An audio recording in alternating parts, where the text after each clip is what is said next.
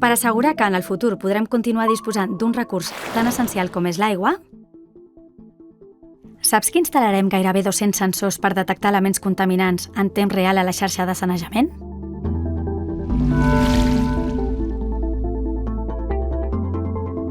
Mesurem els cabals a la xarxa de sanejament i a l'entrada de les depuradores del Baix Llobregat i monitoritzem els consums elèctrics dels seus principals motors.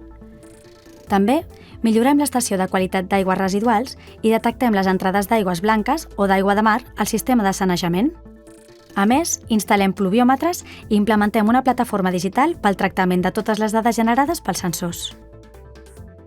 Tot plegat per augmentar l'eficiència energètica i operativa i mitigar els riscos davant fenòmens climàtics inesperats.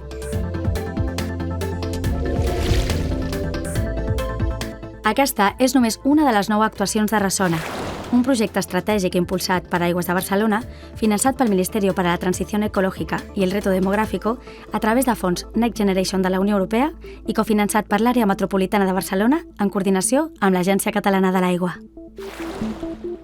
Fem que ressoni!